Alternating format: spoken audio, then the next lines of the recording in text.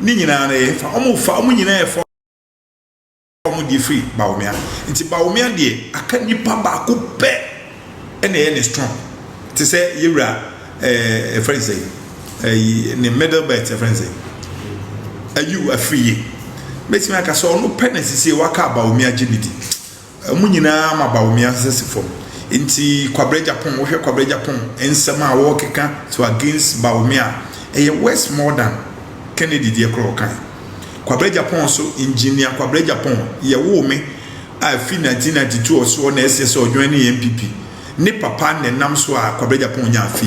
enam sese Rollins akoko ne papa na yesa Kwabre Japan o ye engineer onye road da adan ye twa kuma ase ne nkran ye hia mi hu se Kwabre Japan yesi we reading search so se Kwabre Japan engineer onya hwida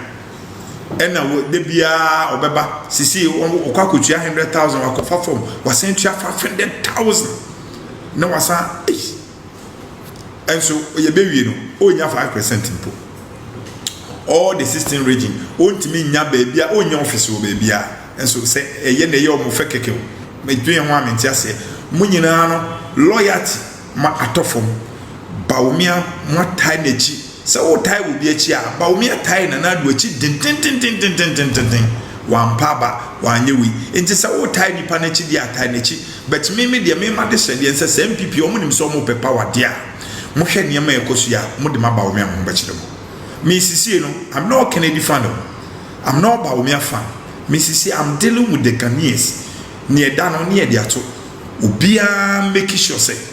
now as now no baby ade ne da se man pe obi a oye candidate a sisi momu de se ye hwe terrain ni dia Brian se wa piki DC for makomako 88 ene won nsem we apart from me nobody know distant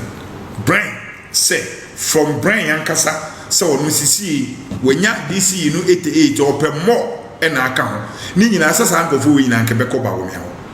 Brian pick a sango for we into Brian yes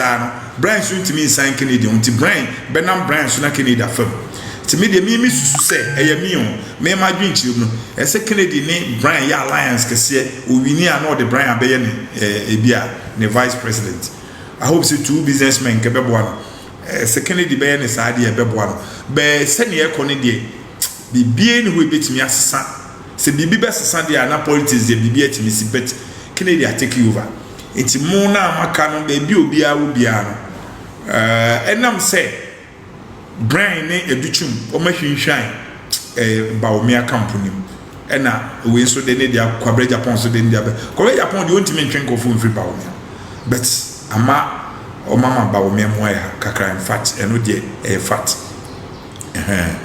ti me de mi problem sa sika 1 million 100,000 500,000 almost Sunday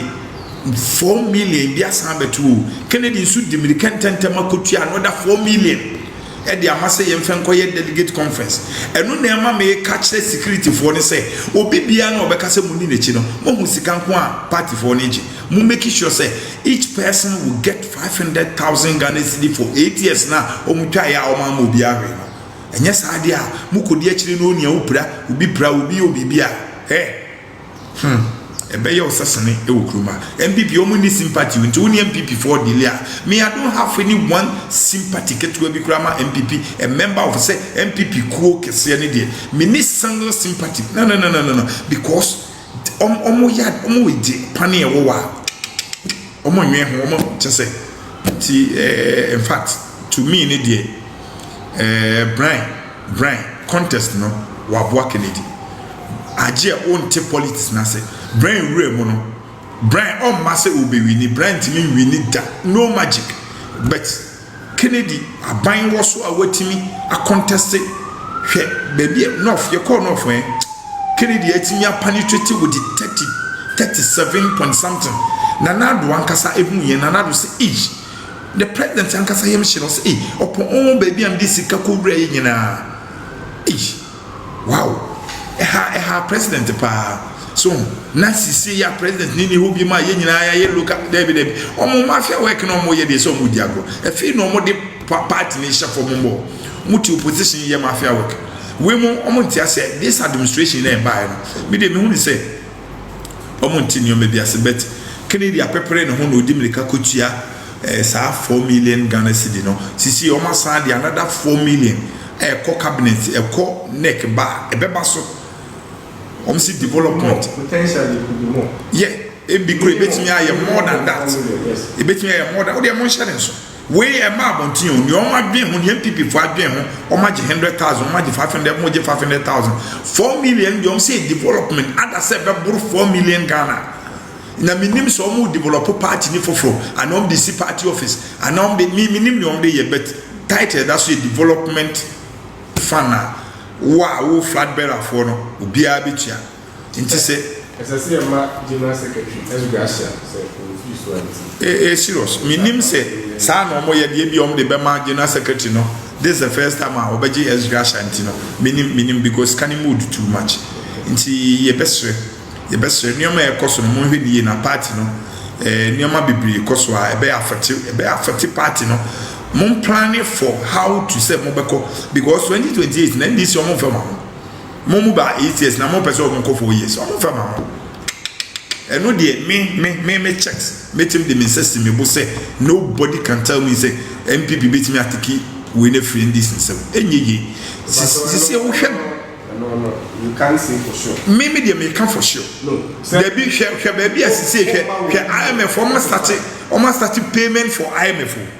almost started from 56 as a 54% of GDP ababedu 14 now 13.5 abedu 14 who can them say bibian sign in 6 months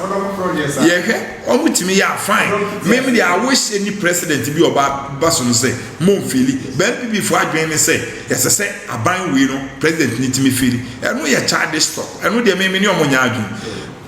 because the republic no ye nyina na yatimu ye adwuma into the republic ni feel a ye nyina e be kam bia to me dey me we say republic ni be feel but onye bi obadu ba bia na obi so abeto aso that's consent because ne ekoso ne dey I mean and to ye na MPP dey beto ho na ma bibia kire say MPP will come back no omo nye ready for that nti ye wo bibia say ye ka ne abanya ye say dey attack no ye nka ho kapre because nyese una wo ye dey na attack the government or tia akonya so ti oni dey meso madun check akra o okay chaba then asena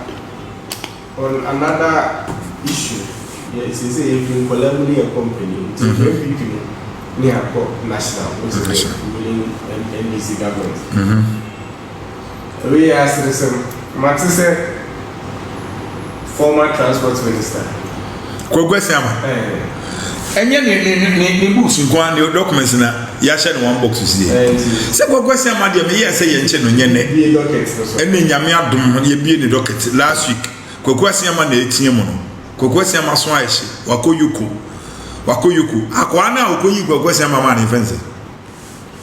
edini de emo ora bi bo na say ye public way wakoyuku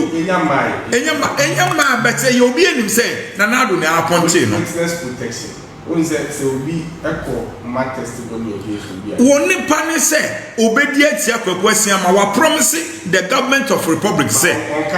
on kan wa bonten say wo intel dia obeti woni intel dia nye wonte bia na Kwagwesiama fa bia ka bo ato abo